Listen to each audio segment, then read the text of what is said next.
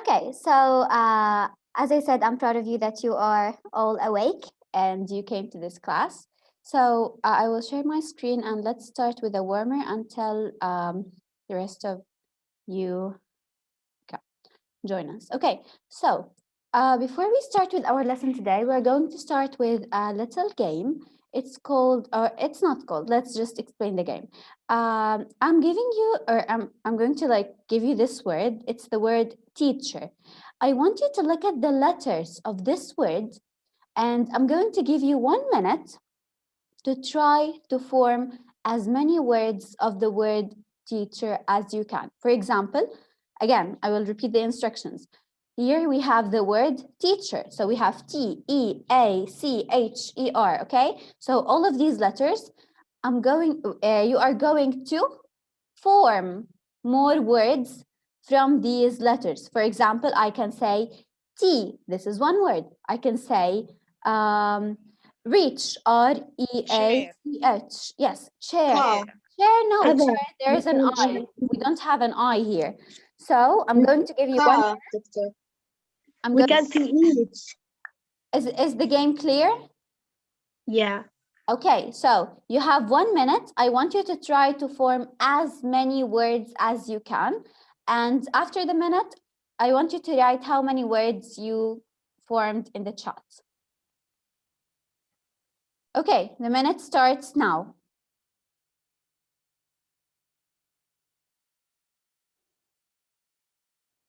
Write them down because I'm going to ask you to read them, some of you.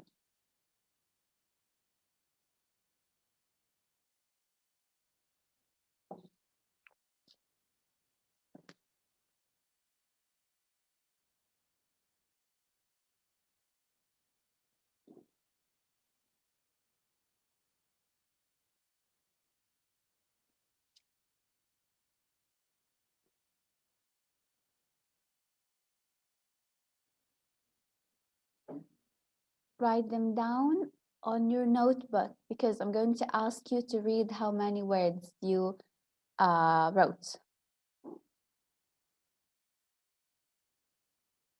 On your notebook, guys, I want you to tell me how many words. So like 9, 10, 7, 5. 5 seconds.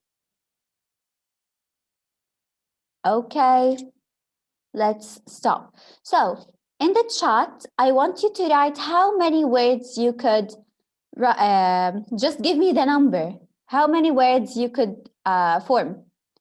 9, okay, Nirmeen. 11, Rawan, good. 10, 9, 8, 5, 14, good. Wait, I think, okay. 12, 10, 12, 13, 9. Okay, I'm going to ask some of you to read their answers. Let's see, Noor. Or okay, I don't want to force anyone. Could you please raise your hand if you would like to read your answers? Let's see Aya Hamad. Yes. Chair, car, camera, pencil. Chair, there is an I, right? About C.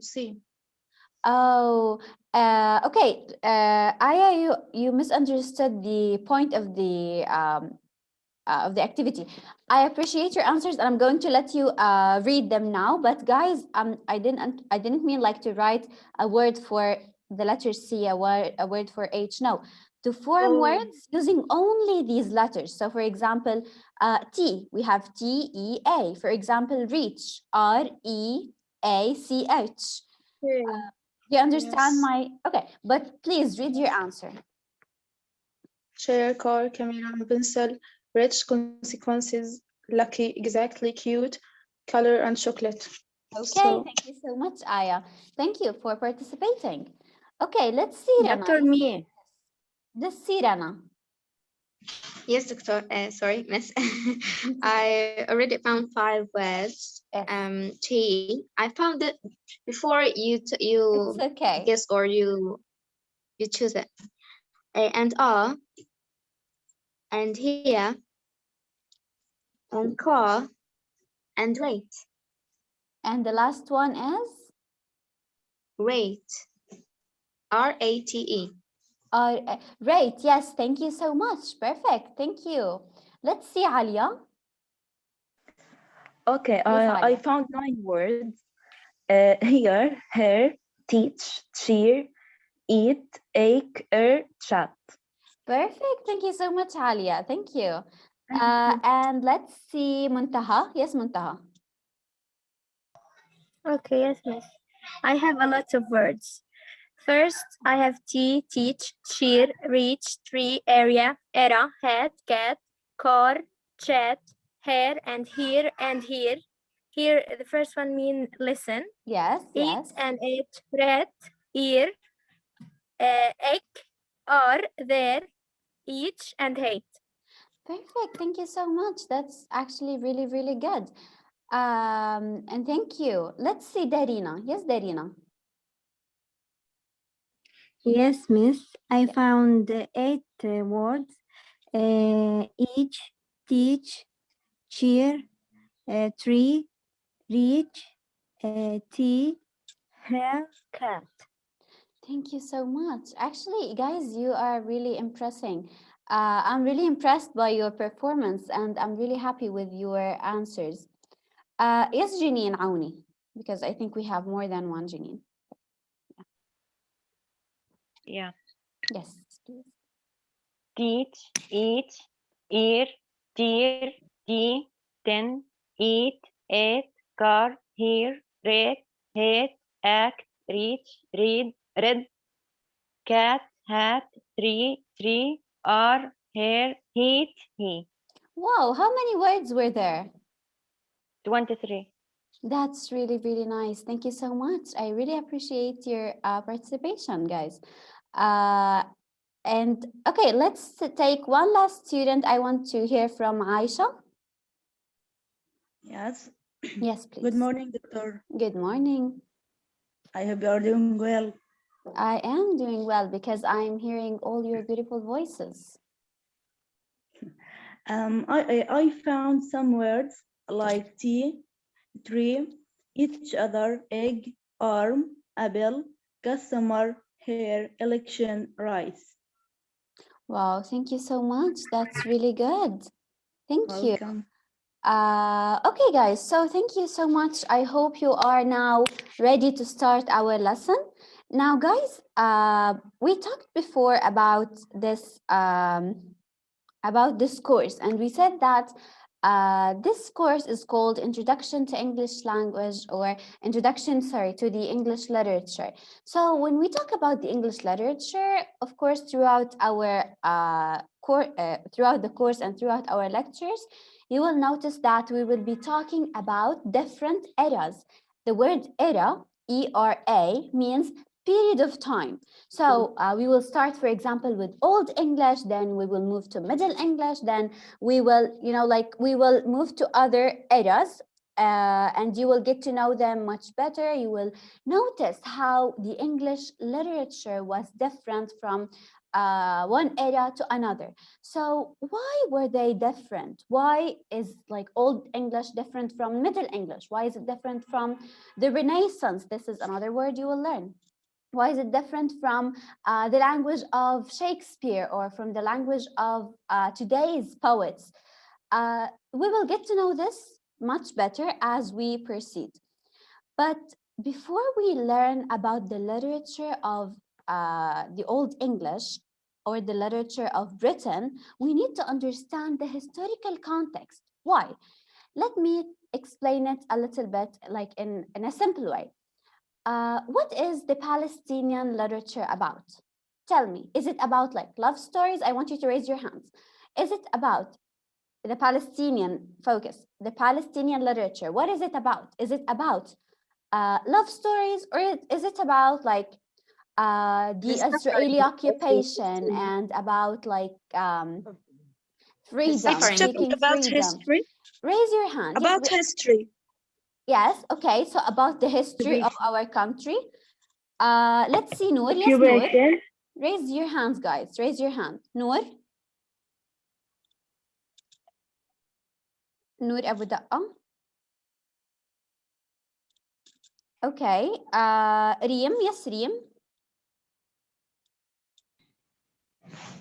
Good morning, Miss. Good morning. Okay.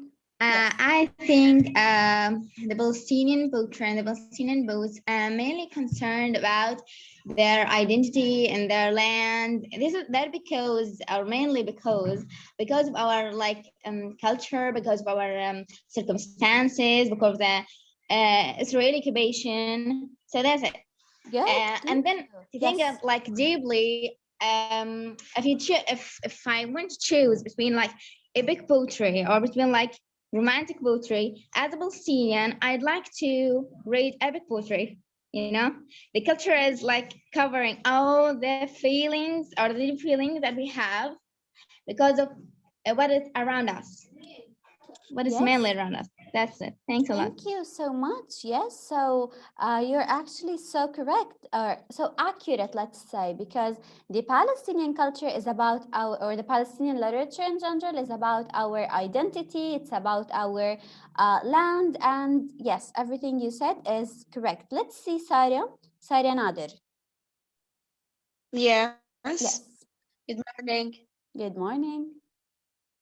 Yeah, I think it's talking about history or what the Israeli occupations happen or do in Palestine, and there is a lot of department, and there's a department talking about cultures and the translation cultures and the traditionals of a Palestinian, and there is a lot of department and well, that's.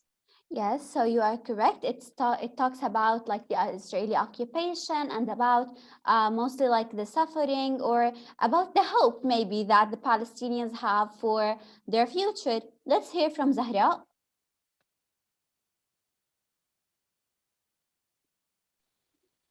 Maybe يكون about history of Israeli occupation, Israeli occupation and resistance المقاومة. Yes, the resistance. Excellent. Yes. So, guys, thank you so much, Zahra. So, guys, when we talk about the Palestinian literature, we are not talking about like any kind of literature. It's not just like it didn't come up or it didn't like come out of nothing. No, this literature is inspired by our reality, our history, right? So we talk about, for example, the our resistance and our like us seeking freedom because we are suffering or we want to have our freedom. So literature comes from reality. So in reality inspires literature, right? Does it make sense? Reality inspires literature. Does it make sense till Yes. now? Okay, Yes. again, reality inspires literature. People who are like poets and writers and authors, they look at the reality and they decide, okay, so I want to write about 1, 2, 3. I am inspired to write about 1, 2, 3. So this is the first part. And at the same time, this is something very, very interesting about literature.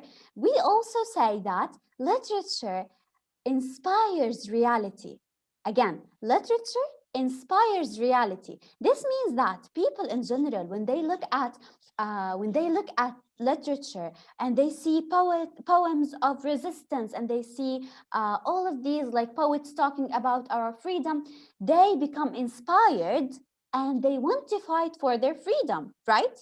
So literature inspired our reality as well. So this is what we always say, like literature inspires reality and reality inspires the literature. Just think about it. It's a beautiful concept.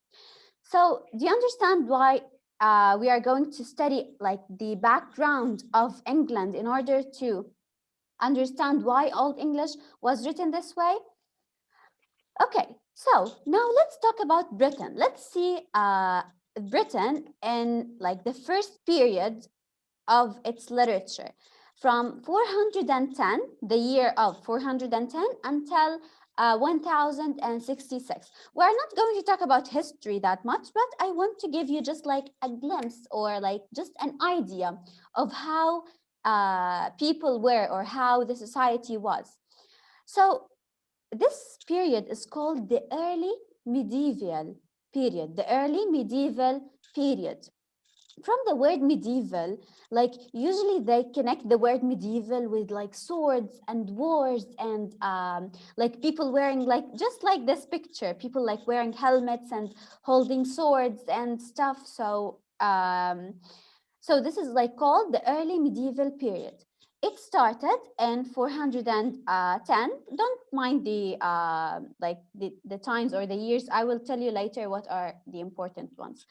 So at that time, at this year, where's the mouse? Okay, at this year, at 400 and in 410, we had some like people called the Romans. The Romans left Britain. So here, at the beginning of this period, the Romans left Britain, okay? And throughout this period, the whole time, we had people coming in and out of Britain, people coming in and out of Britain. So, for example, we start with some people called the Angles. So it's like they are tribes or invaders. You know the meaning of invaders or invasions. I'm going to show you the way these words are written in a second, but I just want you to know them. Invasion, it means when some people come to a country and they take it by force. So they force their people to be controlled by them, just like the Israeli occupation, right? We call them, okay, it's not like an invasion, but it's kind of like an invasion. So for example, some people called the Angles came and they went out. And then some other people came called the Saxons. They invaded Britain and they came out. Then the Jutes, then the Vikings, and the last people in 1066 were the Normans, okay? So you can notice that all of this era, was it like a peaceful time for Britain? Was it peaceful? Of course No. not. Absolutely not. Yes, there were lots of wars and lots of battles and people were fighting. So, and of course, Britain did not have its own identity, of course, because when there is like an occupation or an invasion, of course, all of these invasions or all of these people will have their own influence on England, right? This is why now, for example, we say that people in Morocco, they speak French because once they were, there was like the French occupation, right? So you should understand that whenever we have invaders or whenever we have invasions, these people leave their influence behind and before they leave. Okay, so the last thing, as I told you, or the last people were the Normans. Now the Normans, before they came in 1066, and there was something called the Norman conquest. So they are called, like what they did was called the Norman conquest. The word conquest is the same as like occupation. You say like the Israeli occupation, it's the same, the Norman conquest, okay? So here, this conquest or this occupation or invasion was led by someone called William the Conqueror. So William he came to England, he took it by force, and he became the King of England. And in 1066, there was a battle called the Battle of the Hastings, and this is one of the most important battles in the English history, and especially in this area, okay? This is why it's like mentioned here. Okay, so from this, like this is everything I'm going to tell you about like the history of Old English. From this, you can understand that England was influenced by lots of people from Europe. This is why when England became later like the known England, it was influenced by the French, it was influenced, the literature itself was influenced by the French, by Latin, by even the Scandinavian culture. So not only the language, but also the culture of this, of Britain was affected. Okay, so here, as I told you, these are like the most important events. In 410, the Romans left Britain. And in 1066, the French Norman conquest. So the Norman conquest is from where? From France. France. France, France. yes. So from France. This is why Britain was highly affected or highly influenced by the French culture. The French Norman conquest invaded Britain, and this was um, the last successful invasion on or of the island. Island, of course, we refer to Britain. Guys, William the Conqueror, this was like he wanted to bring peace to England. This is why, like, he wanted to give England its own identity. This is why after this, after like 1066, we start having a little bit of different literature or different reality of Britain. Okay. Okay, so this is the area that we are going to be studying the literature of. Okay, let's see. After the background that I just gave you, we are going to learn the features. You know the word features? Yes. What does it mean? The characteristics. Exactly. Characteristics. Characteristics of the Old English literature. Of course, these characteristics will be, we will like connect them with what I previously said. Let's talk about the features of the English literature, okay? Now, first of all, look at this picture. When I say old literature, now let's talk about our own ancestors, our own grandmas and grandparents and their grandparents. When they used to tell proverbs and tell idioms, were they written? Were they written? Like, No. did they have books, and whenever they wanted to give you an idiom or tell you an idiom, they would like open the book and tell you blah blah blah blah, like they were It's not. they were Did it? yes, they No. were oral. The literature of that time was oral. People did not know how to write, did not know how to read, so the literature was oral. Before I go on, guys, I want you to pay attention to one very, very important thing. At this time, mostly, almost like all literature was poetry. So don't tell me stories or novels or drama. No, no, no. Forget these terms. Here we only have poetry. People only wrote poetry. So this poetry was always oral. Oral, it means it's unwritten. So yes, it's unwritten. That's it. People did not know how to write, and writing actually was expensive. I will tell you about it later, but writing was expensive. So people did not used to write, and they couldn't write. When did they start to write? Only later, when Christianity came to England. So later, this is like a story, okay? So later, Christianity came to England, and these people, like people of the church, we call them the monks. This person is called a monk, M-O-N-K. So when the monks came to England, some monks, of course, knew how to read and write. So they started writing poetry, or they started writing the poetry that they hear, of course. Okay, so do you understand the concept now? Because I'm going to discuss some things with you now.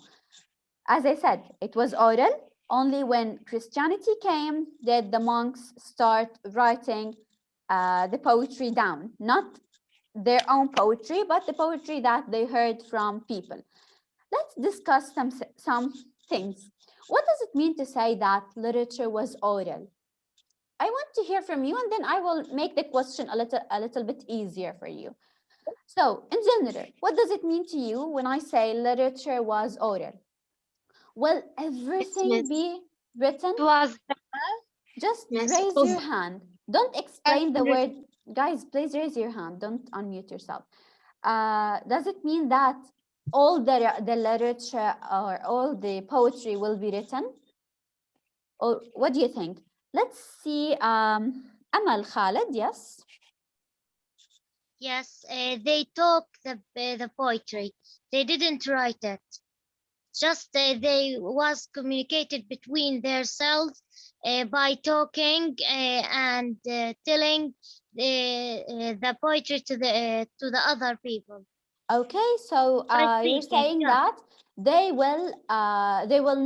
did not write poetry. They used to tell poetry to each other. Okay, I have a question for you, Amal. Do you think that when I, for example, tell you, Amal, blah, blah, blah, blah, go tell Alia this, am I sure that you are going to tell Alia everything I said?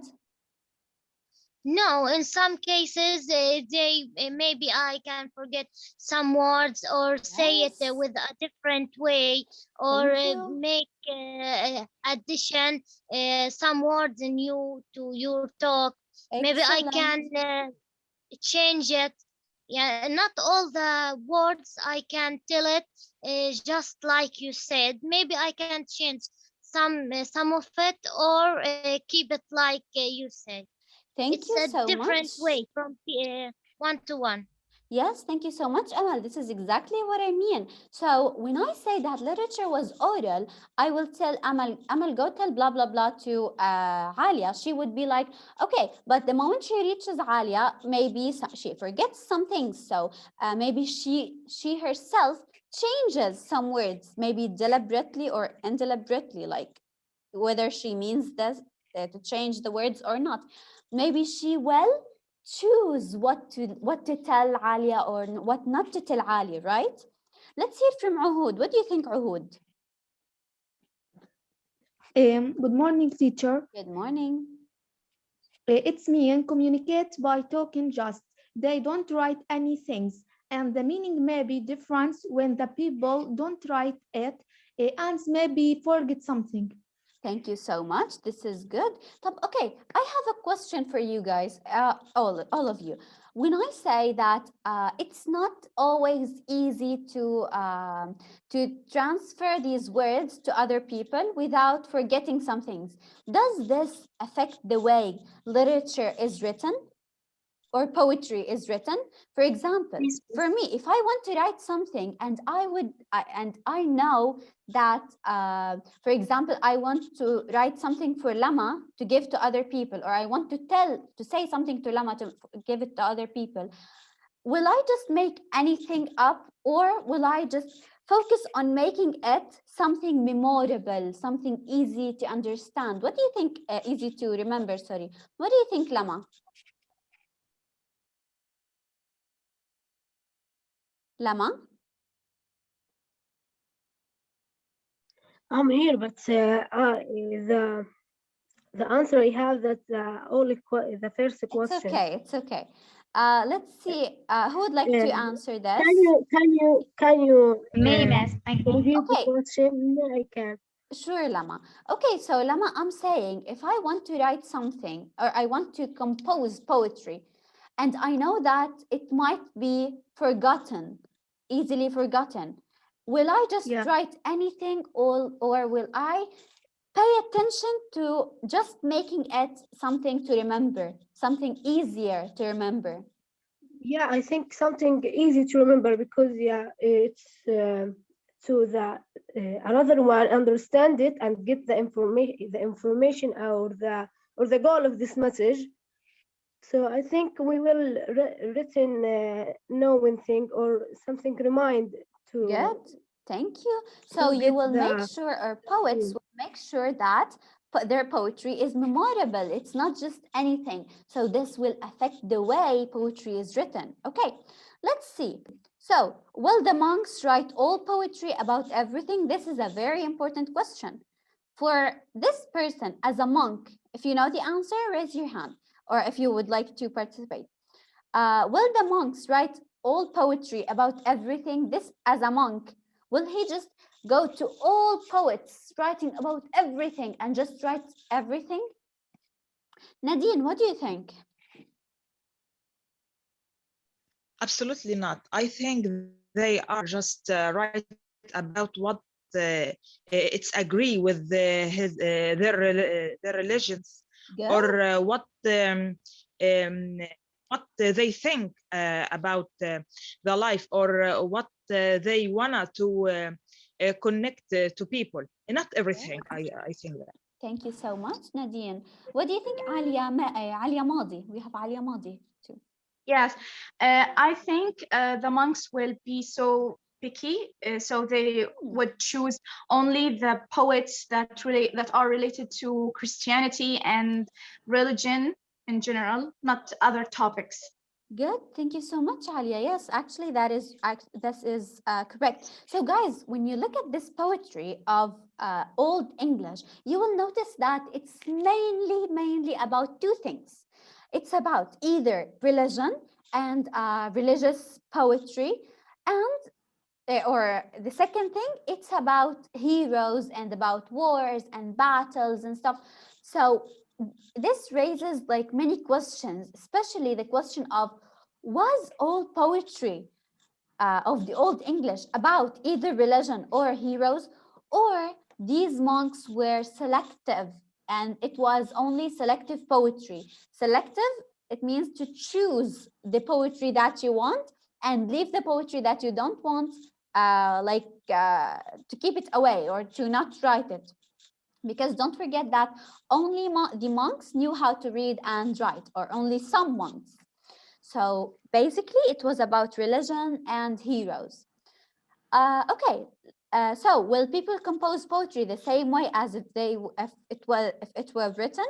Of course not, because as we said, they will try to make their poetry easier to remember and easier to be like complete when it is transferred from one person to another. So usually, guys, they would like, the poetry itself would rhyme. It will have rhyme. You will get to this word later, but rhyme, it's like when I say two words rhyme. For example, I say like play and say, these two words rhyme. When I say like eat and feet, these two words rhyme. I don't know why I came up with the word feet, but it's okay. في العربية في اللغة العربية. نفس القافية. Yes, so they will make their poetry rhyme, or they will make some kinds of like caesura. We will come to this word in today's lecture as well. Caesura is when you have a gap between the lines, just like the Arabic. The Arabic poetry, when you have like one part here and one part here, and there is like a gap between the two the two Miss, parts. how it's written? I will show you this in a second. Yes, thank you for asking. Okay. But what's the word again? Caesura. Guys, we will come to this. Not caesura. اللي بتكون زي القافية. Rhyme. Yes. Okay, I will come to this later as well. So poets will write poetry that is easy to remember, to be remembered. How? Of course, by as I told you, like using that more literary devices and making it more musical. So when I say that it rhymes, it's like more musical. Of course, this has a deeper meaning to say that poetry was more musical. And by the way, guys, I just want you to know that poetry was written to be sung. So it wasn't like it wasn't being just like read as normal speech. No, poetry was written to be sung. So when someone wants to read poetry, he will be singing it. Again, poetry was written to be sung. Another technique they used in order to make their poetry easier to remember is that the poetry itself wasn't just like a normal speech. No, it was narrative. You know the meaning of narrative?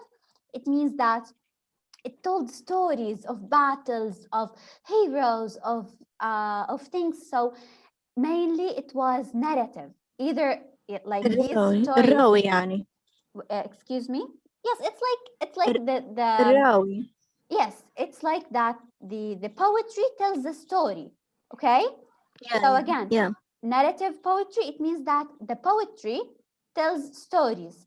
And these stories can actually be either factual or fictional. So they can just write, when I say factual, okay, this was factual. When I say factual, it means that they talk about something that has actually happened, or about a real hero with this name and with these kind of like battles and stuff.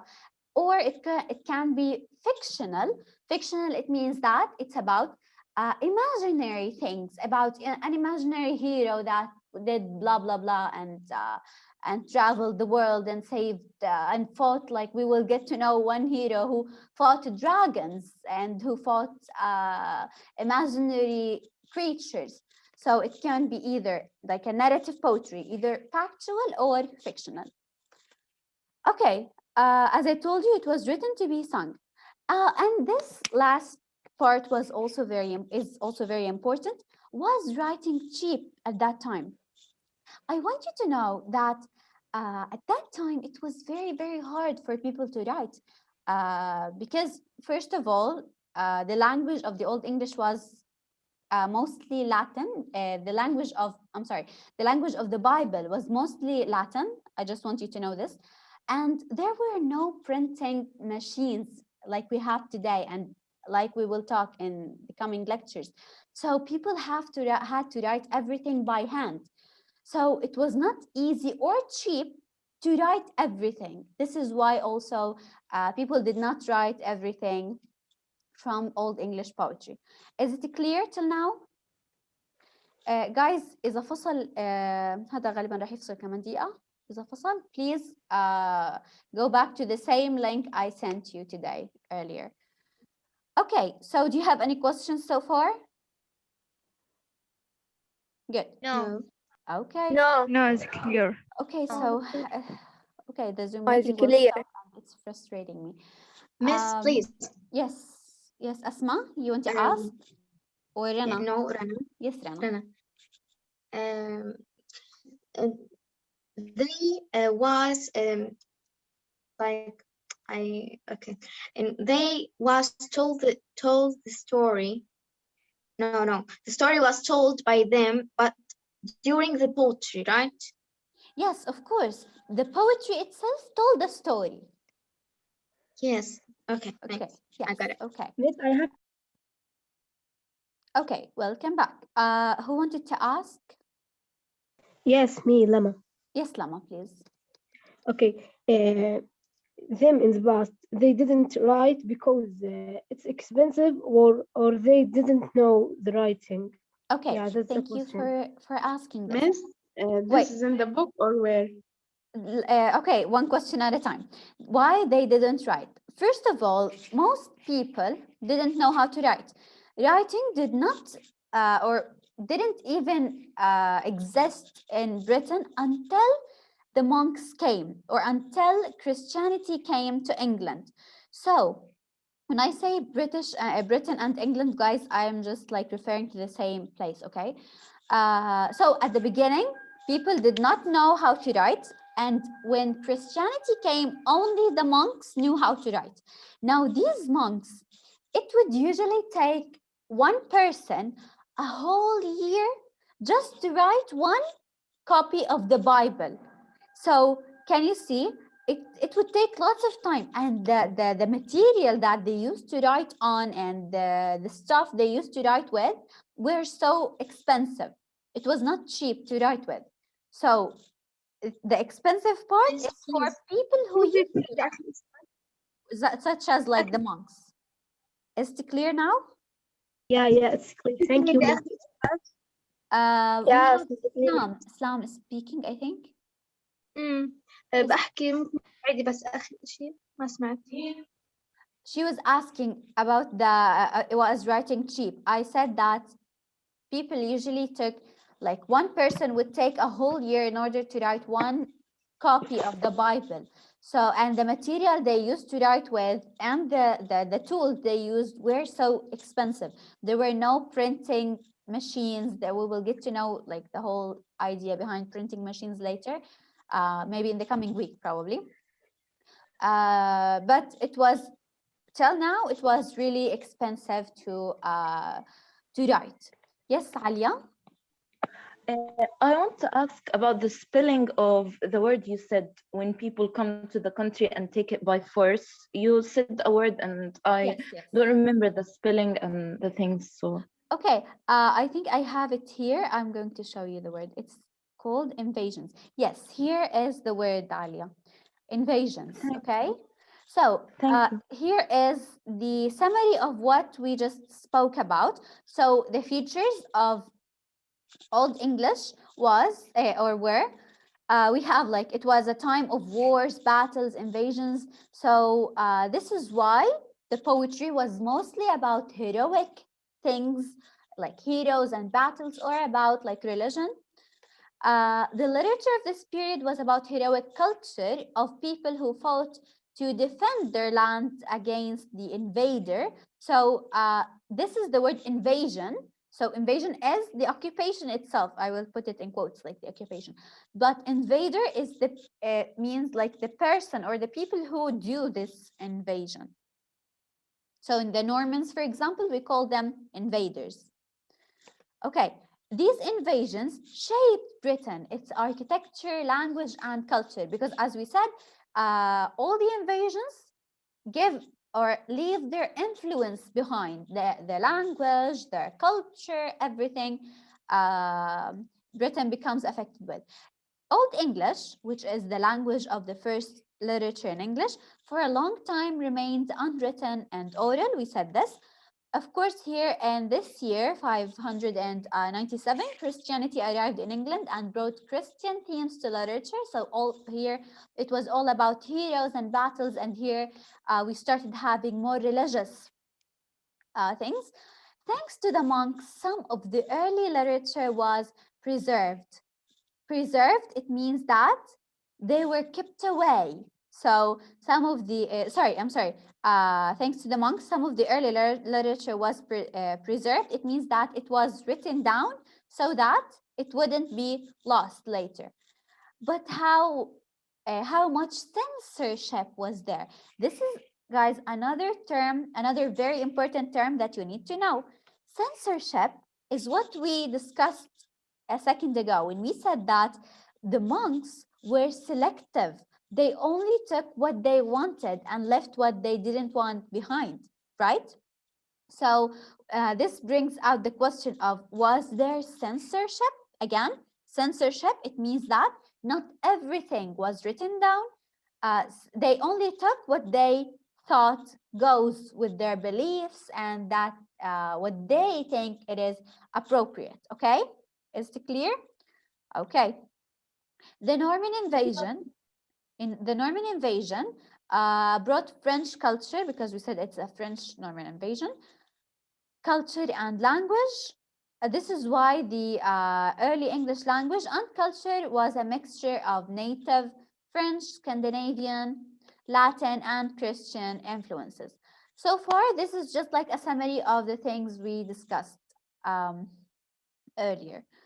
And despite that, Britain was seeking a new national identity, but this took ages to materialize. So this point, we will come to this when we talk about Middle English. But here, as I told you, like the William the Conqueror, he tried to bring peace to Britain and to create like some kind of peace in the country so that people would be or would have their own identity, okay? But this, of course, did not happen in the Old English era, but later. Okay, so here I also told you about... Excuse me, miss. Yes. I'd like to ask about that French invasion. Yes. Is England itself has its own natives, or when he came to England, he came with another like peoples? You know, of course there were people. Is England before. about a group of peoples, or it has no natives at first?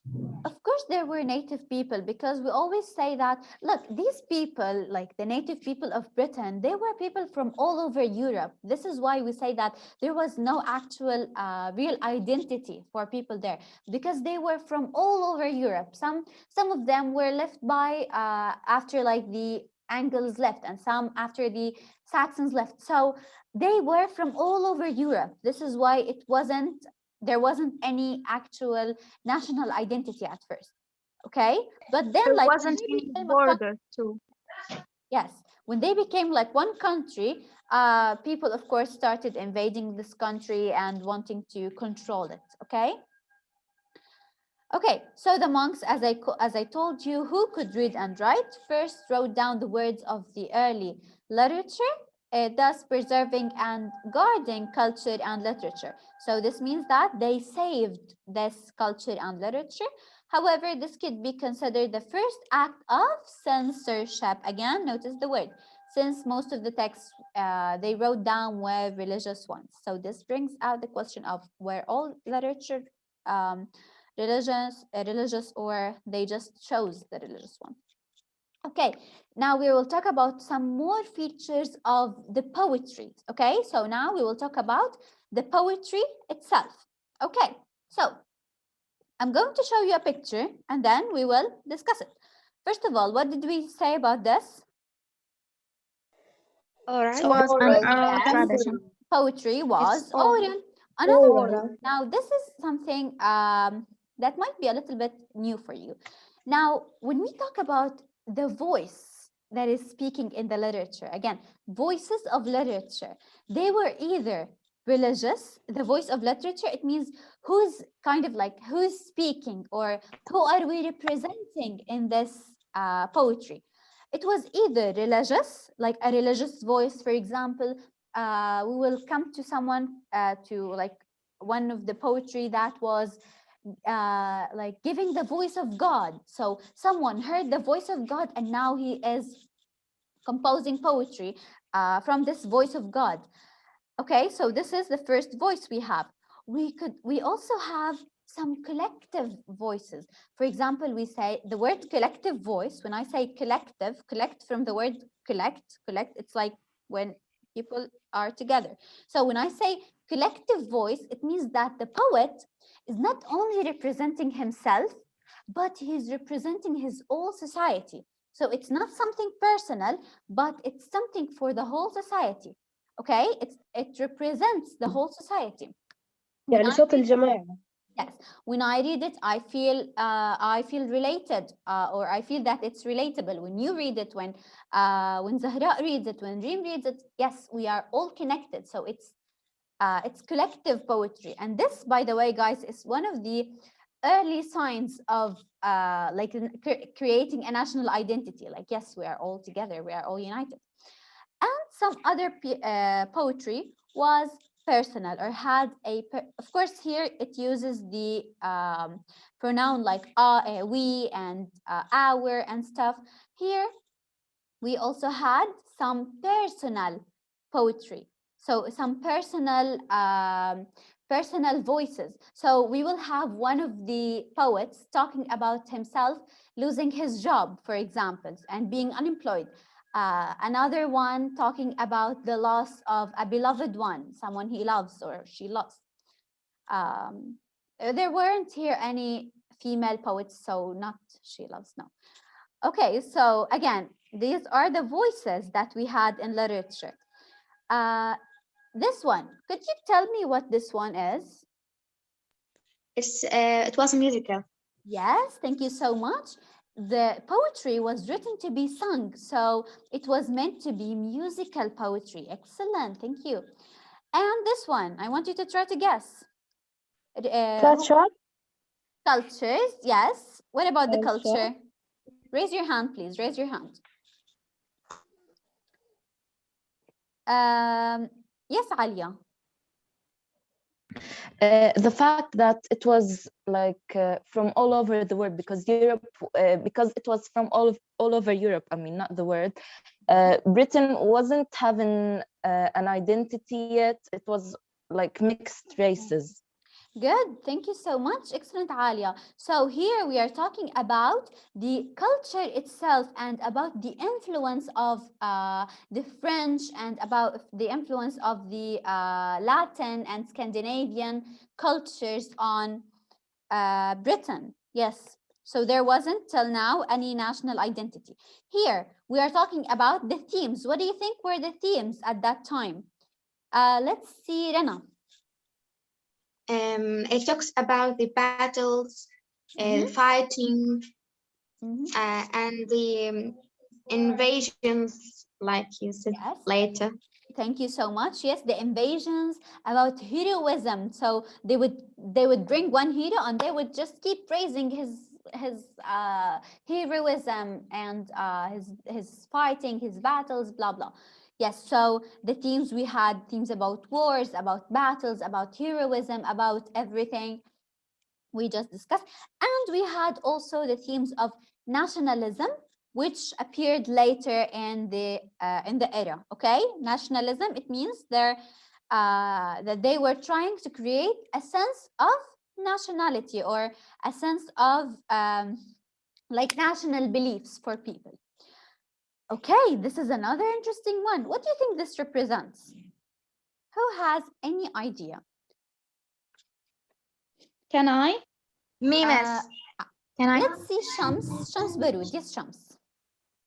Maybe the poets or the writers in general have no identity or يعني have a hidden names or doesn't allow their real name to show to the people. Thank you for thank you for your opinion, Shams. You're close. You're very close. What do you think, guys? You're very close. Let's see. Let's see. Rewan, yes, Rewan. Okay. The identity for the person who write this poem always not appear because the among who is just speaking this poem. Okay, thank you, Rewan. Also another point of view. Thank you so much.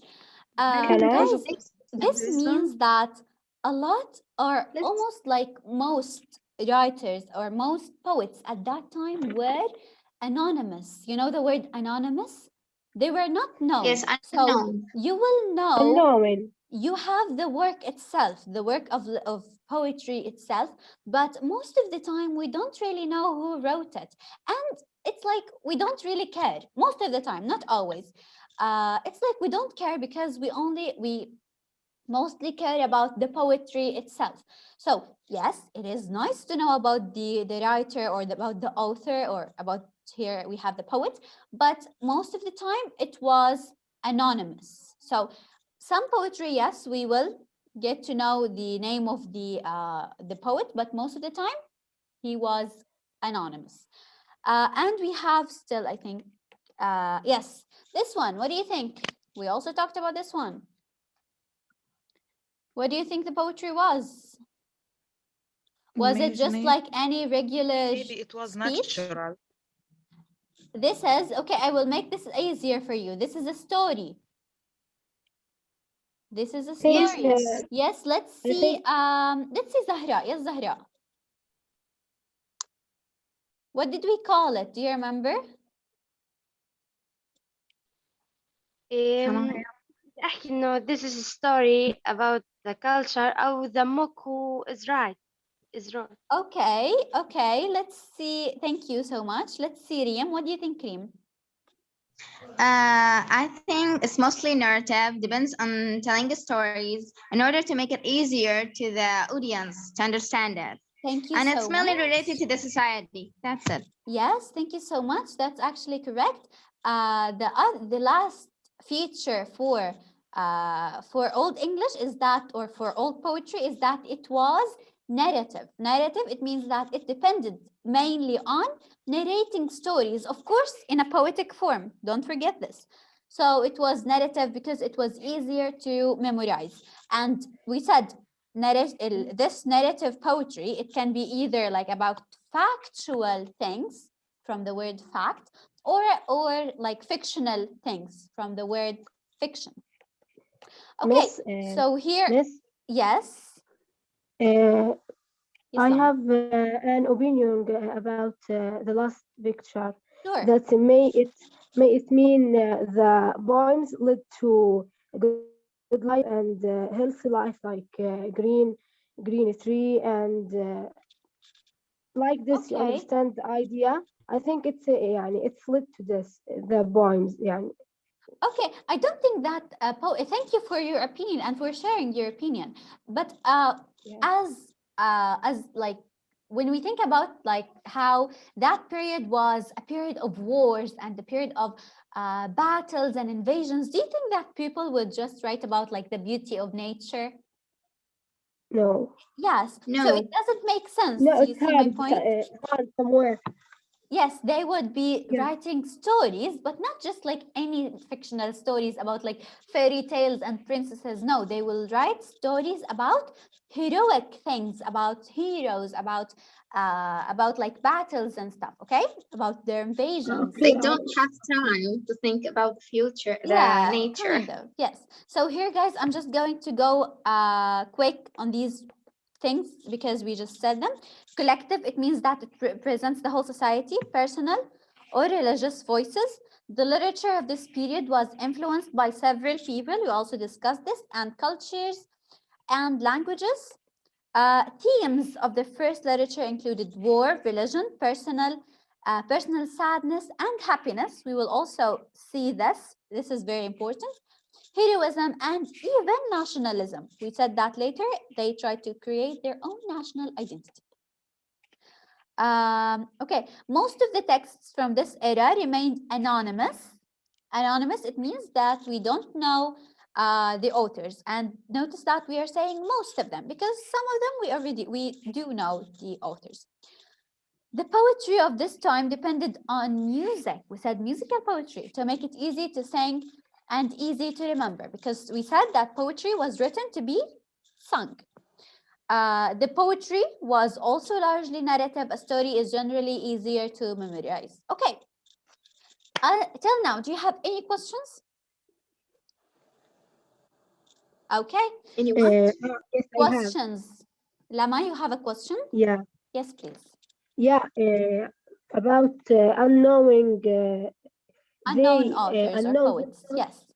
Okay, unknown voters. They unknown themselves because they didn't want anyone know what them said or about what the writing in this poem, what them write in this poem. Okay, thank you for asking, Rama. Actually, guys, here we don't really have any specific reason why, but mainly we could guess that these are some very old pieces of literature. So it wasn't like people didn't really care to write their names or to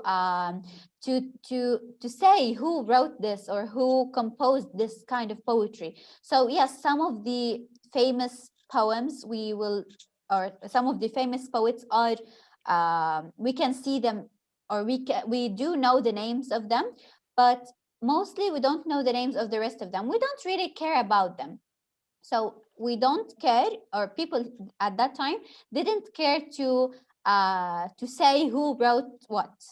Do you understand my point? Yeah. They just didn't care. I get it. Okay. The people didn't care who the Exactly. writer. So guys, after we talked about these features in general, now we are going to study some of the literary works, because this is the most important part and the fun part actually, and in studying this course. We're going to study parts, of course, of some Old English literature. Today, I'm just going to give you one example. And for the next lecture, we will take more than one example to reflect on the features that we studied today. Okay, so we will start with someone called Caedmon's Hymn. Okay, Caedmon's Hymn. If you look at the actual way this word is written, we have the A and E connected together, one letter. A and E, they are connected together as one letter. And this is the first sign that it is this is a poem from the Old English, because the letters were different, the language itself was different. If I showed you now the part that we are going to discuss, or the lines that we are going to discuss, you will notice that it's almost or it's like you will almost not be able to read it, okay, because the letters were different. Okay, so before we start with Caedmon's Hymn, let's just look at the title. I will just give you an idea, and then we will learn how to approach poetry. How to approach poetry, it means how to discuss it. So from the title, we have Caedmon. Caedmon is a name of a person, okay? Caedmon is a name of a person. Hem, it means, do you know the word hem? Have you ever heard of it? Notice that the N is silent. Hem, just like saying the word him, as in her, him for a boy. Shams, do you know the word hem? Hem, I guess it means that is a song of religious, like how we sing اللي هو طلع البدر علينا and like that. Good. Thank you so much, Shams. Yes. Let's see Shams Sroor. معناها مثل ترنيمة. Yes, thank you so much. So when we say hymn, it means a religious song. A religious song. And of course, a song here, we mean poetry. You know this. So a religious song. So from the title, we can easily guess that this is an Old English poetry or piece of poetry. Okay. So Caedmon, guys, I just want to give you the context of this poem. Caedmon was a shepherd. You know the word shepherd, it's like when we say, you know, شهاب الكذاب in طيور الجنة. Caedmon was a shepherd. Shahab was a shepherd. He used to care for the sheep and stuff. Yes, so Caedmon was a shepherd. Caedmon was a shepherd who said that he heard the voice of God, and he started writing poetry from the voice of God. Do you remember like a few seconds ago, we said that we have many voices, and one of them was like the religious voice. So this is what we have here with Caedmon. Caedmon was a shepherd who heard the voice of God, and he started writing poetry from what God tells him. And of course, you know that when the church heard this, or when the church knew this, they were like, oh my God, he writes religious poetry. Give it, like, let's just take his poetry and write it down. So the church masaddat, of course, and they wrote his poetry down. So Caedmon's hymn is a religious song, or a religious poetry, of course, about the voice of a man who heard the voice of God. Here we have Caedmon. He is actually the author, or he is the poet. So here we know the poet. He's not anonymous. Now I want you to look at this picture here. This is from your book, guys. It's on page 3. You don't have to open the book now. I just want you to look at this and just know that it's in your book. Could someone try to read it? I don't want you to perfectly read it, but just try to pronounce the words. Can someone? Just try. I'm not going to tell you this is right and this is wrong. Yes, miss. Yes, Rihanna, please. Okay, we are perfect in Al-Habd. Don't worry, yes. Now we colon Herogen Hyphoneresis word Methodes Meheit und his Modifan. Thank you so much. Thank you. Okay, is it easy to read, Rena? Of course not. I didn't know anything. Okay, do you understand anything? Never, it's ever. Easy to read, and you don't understand anything because the language at that time was influenced by lots of cultures and lots of people and lots of different invasions. So it was a very different language, and it was also influenced, by the way, by the Bible, the language of the Bible, which was the Latin. Okay, so this is, of course, the actual part of the actual Caedmon's hymn. And this is the simplified version. This is like the meaning of this, but in a simplified way. So it means, can someone read it? Me? Yeah. Kind of like the translation. Let's see Asma. Yes, Asma. Now we must praise of heaven's kingdom, the keeper of the Lord, the power of his wisdom. and his wisdom. Thank you so much. Thank you. Can someone else read it? Thank you, Asma. Perfect. Can someone Can else? Zahra, yes, Zahra. نوي No, السيلون read the simplified version. The of translation. the I'm just putting it between quotes. Yes. now we must be praised of heaven, kingdom, the keeper of the Lord, the power and his wisdom. Thank you so much. One last student. Yes, Rima. Yeah. Now we must praise of heaven's kingdom, the keeper of the Lord, the power and his wisdom. Thank you so much, Rima. Okay, guys. Now, before we get into the I will say the discussion of this poem, I'm going to give you some tips. Today, I'm going to put all the tips and the notes that you need to know when we discuss any kind of poetry here. And in the coming classes, I want you to try to do this by yourself, okay? Because this will be very this will help you a lot in the coming courses as well. So what I'm going to ask you this question a lot. What do you notice? Of course, I'm talking about this and this both together, but when I tell you what do you notice about the poem, you're going to tell me or to look at three things in this order. First of all, don't read, just look. Let me look at this. The form of the poem. What do I notice? Oh, there is a space here. Oh, okay. I noticed that we have maybe like the two lines are not like the same length. I noticed that the title itself, we have the word him. I noticed that there is a name here. So when I say, what do you notice? We start always with the form. So the form, it means you are not reading, you're just looking, okay? Do we have, for example, any letters that match? Well, we have, for example, M and M here. So we are not reading, we are just looking. Is it clear? The first part, the form? Clear? Yes, yes. Okay, it's okay. This comes with practice. I'm just like giving you a general idea. When I tell you, what do you notice about a certain poetry part? You are going to start with the form. Form, it means you are looking, you are just looking, you are not reading. For me, personally, I'm going to give you this as an example. Oh, I noticed there is space here. Oh, I noticed that, for example, these words start with the same letter and this word as well.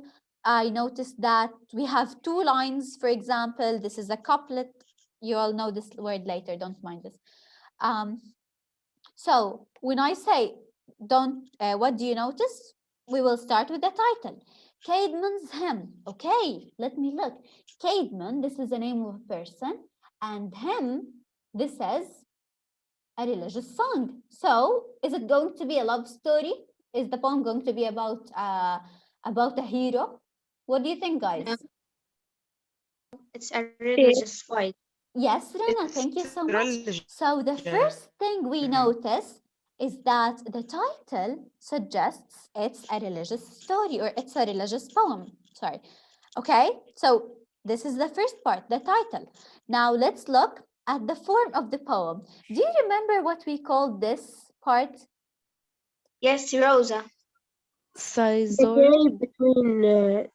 The gap between two poems. Caesura. Caesura. Yes, Caesura. the gap. Caesura. So when you The gap. first look, you're not reading yet. You're not reading. You're just looking. Oh, we have a gap here. Why is this gap here? So this is a caesura. Just like when we what we have in Arabic, right? We also in Arabic have like when the poetry is like two parts like this, we have a gap in between. In English, usually in modern poetry and in like other poetry, we usually use like a comma or a full stop to create this kind of pause in the middle. But here, pause, it means like to stop for a short time. But here, they use caesura in order, like a gap, in order to stop for a second and then go on with your reading, right? So what do you think this Zura is for? What do you think? I want tell you to stop and take a breath to continue. Yes, so you stop for a second, take a breath, and then continue. Thank you so much. Can I say? Can I add something? Just a second, Alia, just a second. Let me just go, complete this question, and then we will. I will listen to your question.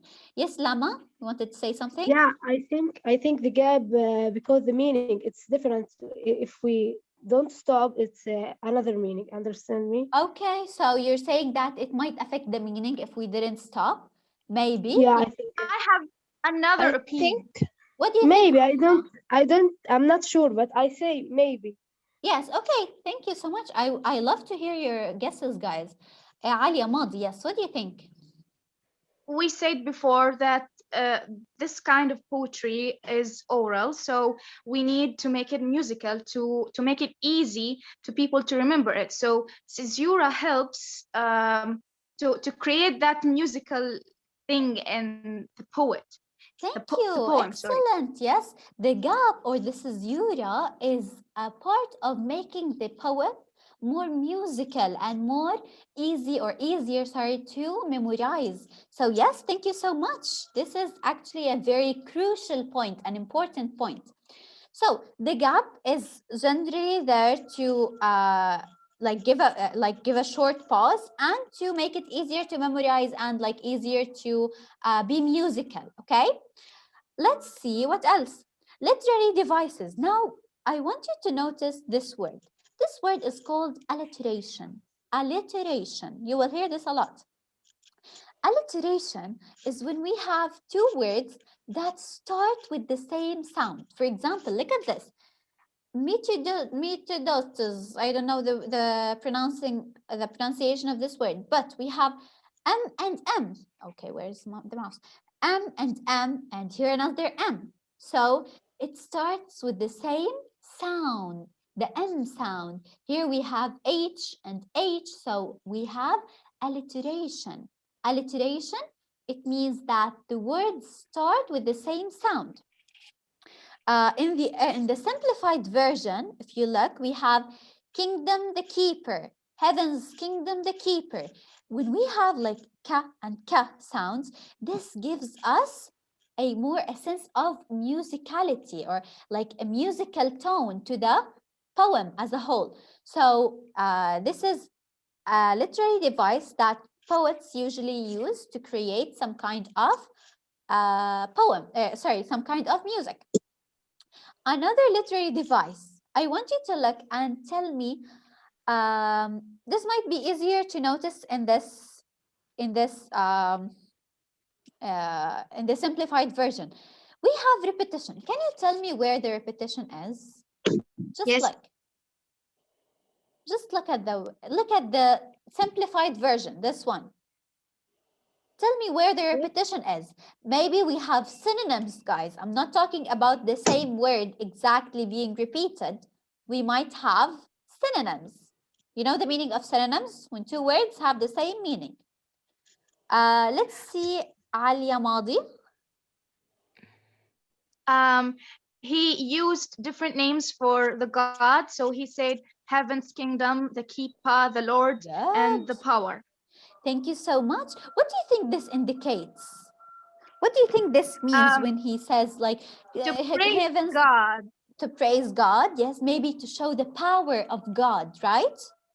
So always, guys, when we talk about literary devices, I know this might be a little bit new for you, but I'm just giving you this as like I'm just giving you this as a warmer, yes, as some tips for the coming classes. I know that this might be a little bit new for you, so it's okay if you still cannot process it well. By practice, it will be much easier for you. So, so here, as we said, the repetition. We don't say something like, "Oh, there is repetition." No, there is repetition because the poet wanted to do blah blah, or to mean, or he wanted to convey this meaning. Okay, there is alliteration don't stop. No, there's alliteration because the poet wanted to be more musical. Does it make sense? Okay.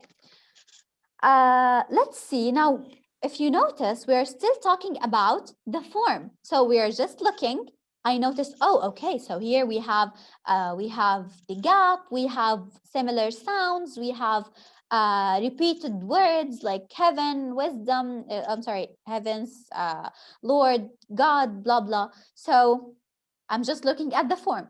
Let's now read. So we read the lines. So now we must praise of heaven's kingdom, the keeper of the Lord, the power and his wisdom. I read it. Now I should know the theme. What do you think the theme is? We The tell. power of God. Yes, please. Yes, لما. Yeah, Guys, I إذا think it's سكر the بترجع way. على نفس الرابط, okay? Yes, لما. Okay, I think it's the way how we said the sentence or the poem. The way, yes. Okay, so in general, is it like the general theme? Is it about like a love story, or is it like a religious one, or is it about a hero? What do you think? Religious one. Yes, a religious one. Guys, إذا سكر بترجع نفس الرابط, okay?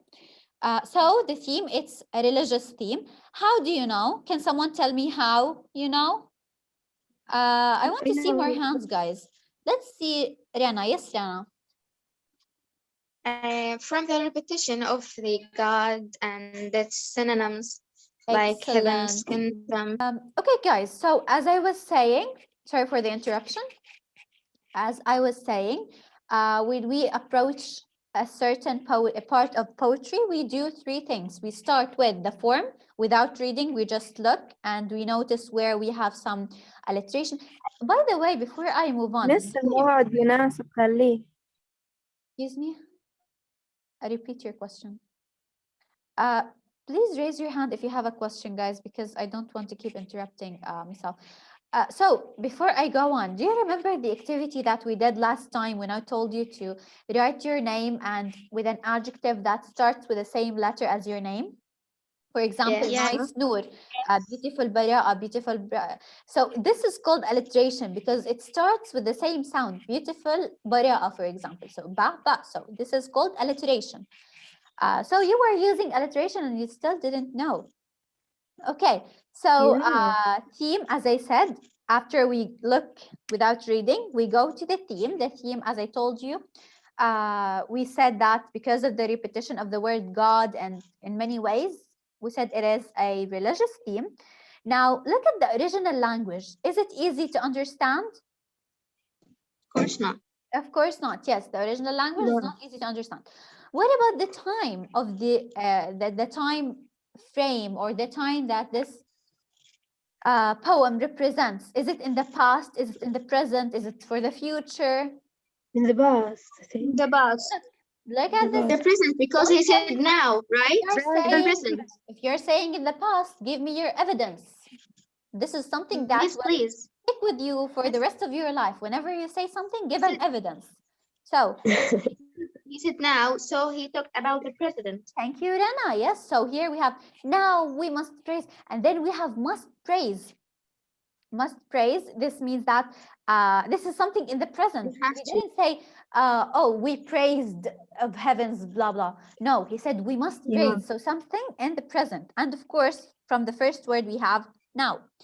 Now we come to the fun part. So we go from general to specific to more specific. The form in general, we didn't read. The theme, okay, we read, so now we decide the theme. Now we start with the words, and this is, of course, by practice, you will understand this thing, guys. Don't worry if this is new for you.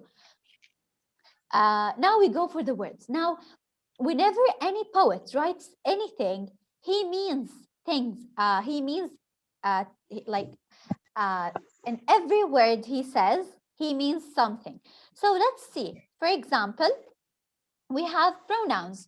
What pronouns do we have? Do we have I? Do we have we? Do we have you? Do we have he?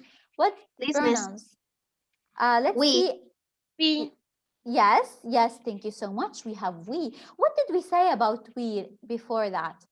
Which voice? It's about collective. Yes, it represents the collective voice. So it's like all of us. So here you can see that we have like two voices, the voice of God and at the same time the collective voice. So all people share this idea of praising God. Okay, what about the word must? Why didn't he use should, for example? What do you think? It represents urgency, I think. What's for urgency? We will come back to urgency in a second. But what about must? Which is stronger, To must or show should? that you don't have a choice, you have Must to is stronger. praise Yes, God. thank you so much. You must praise God. This is a must. This is not your choice. So must is Maybe stronger than obligation. Should. It's more Stronger- strong. Yes, stronger than should. Yes. And for now, we start with now. What does it mean now? Now, this is urgent. You need to do it now, not tomorrow. Don't procrastinate. Don't do it like a week later, not later. You need to do it now. So it's for urgency. So guys, all of these things, as I told you, by practice, they will become much easier for you. This is the first poem. This is like just a summary for what we discussed. As the name suggests, it's a religious poem because of the word hymn. As I told you, the N is silent. The poet, Caedmon, was a shepherd who heard the voice of God. Thus, this religious song is the first praise in English literature. So this religious song, notice this point, this is a very important point. It was the first praise of God in the English literature. The monks took Caedmon to their monastery and his poem entered history. So they started writing his poetry and they entered history. This is why we say it was selective. They did not, there was like censorship because they didn't take everything. They took what they considered to be appropriate or religious. Okay. So like just some quick notes on the text. This is Yura, which is the physical gap in the middle of each line and verse. Notice how the word Yura is written, guys, okay? Is employed. It means that it is used. The alliteration, the repetition of, this is the meaning of alliteration, the repetition of the same sound or sounds at the beginning of words to create what? A musical beat. To make it, of course, easier to remember. And now indicates the urgency and necessity of praising God, and must tells of the obligatory religious language. So this is obligatory. You must do this. It's not you should or something else. And the use of many references to refer to God emphasizes the power of God. Of course, we said this before.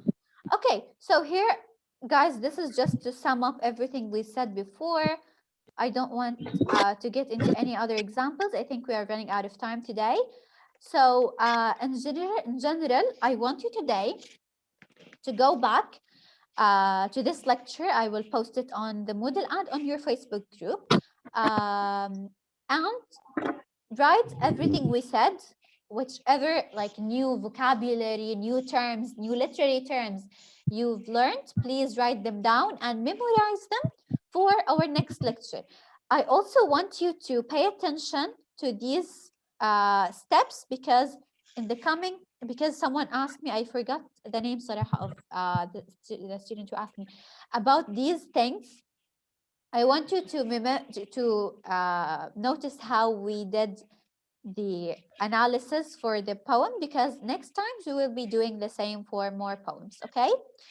But in general, I want you to know that this lesson was more like an introductory to the course in general. Like it might be a little bit hard for you now to process everything that we're saying, but with time you will get used to this and it will be much easier for you, okay?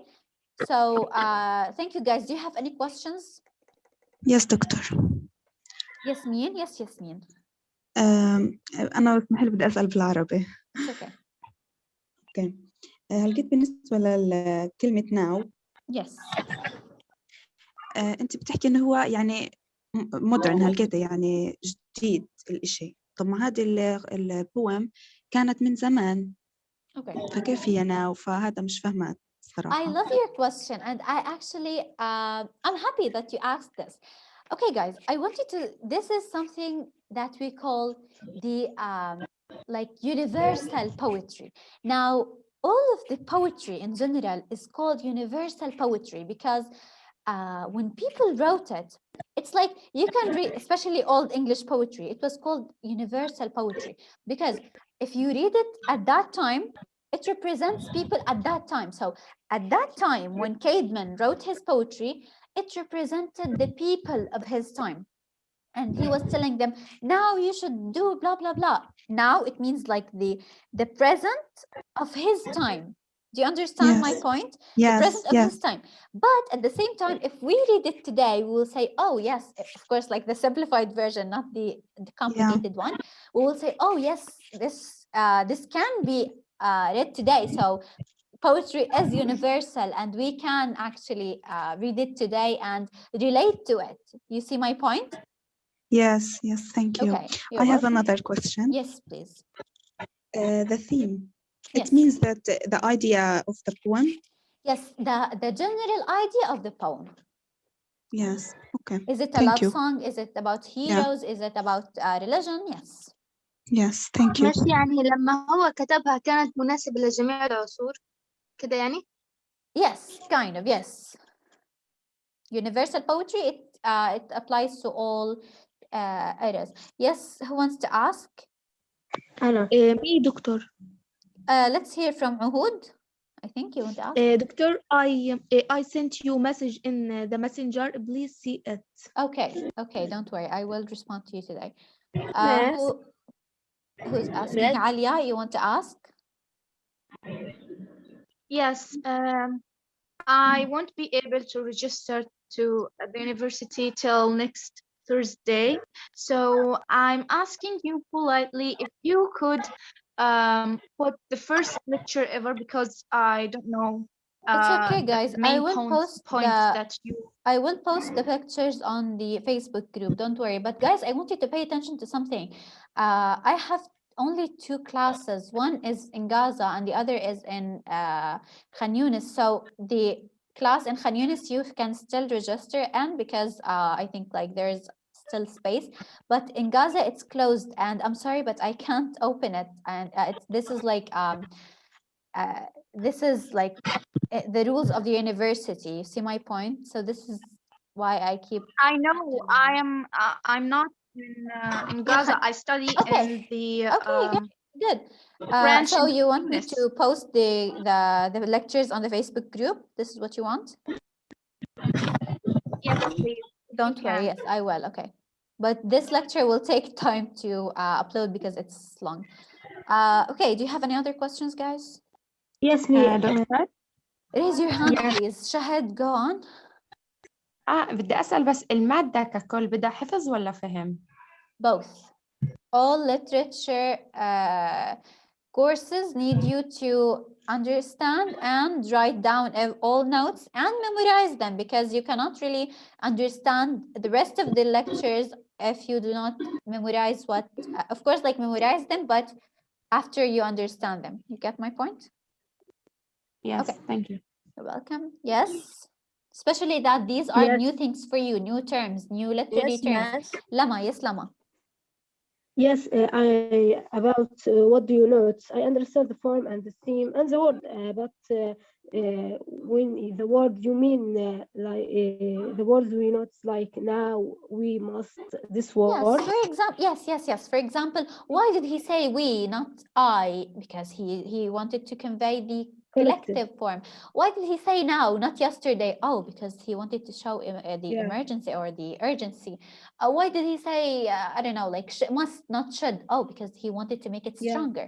This is what I mean by words. Isra, you want to say something? Yes, this, yeah. Thank you. You're welcome. Isra. Miss, please. Rana. Yes, Rana. Could you put the slides in the Moodle? Of course, So- yes. Don't worry. Okay, of course. Okay, he wants to ask. Does anyone want to ask anything? Okay, so guys, I think this is it. Please, before coming to the, okay, Luzanne, please ask. يعطيك العافية مس. الله يعافيك. Thank you. بس هلقيتها محاضرة Luzanne, you بس muted هلقيتها yourself. محاضرة يوم الثلاث في عنا تعارض مع مساق مع الدكتور بسام، عنا من 9 ل 11. Okay. اوكي هشوف لكم الموضوع حاضر ولا يهمك. تمام شكرا. Welcome. طب okay guys, the face-to-face lectures are still not decided. I still did not decide yet what or when I'm going to give you them because the university did not get back to us about this. So I will get back to you again about them. يوم الثلاثاء حيكون عندكم المحاضرة الثانية غالبا على 11 عشان قصة التعارض هاي. Okay guys, do you have any other questions? No, thank you, Miss. Thank you so No, much. thank And you very much, Miss. please, before our next lecture, go back to this one and study it very well, okay? Because I want to build on it. Okay. We are going to discuss more stories, more very fun stories. This course is very, very fun, but I just want you to study because I don't want you to feel that you are like feeling chaotic or the course is chaotic or something. The book is also on the Moodle as a PDF, and you can find it in the International Center Library. Okay, guys, thank you so much, and hopefully, hopefully I will see you next time on Tuesday. Okay. So thank you so much, and have a great day. Thank you.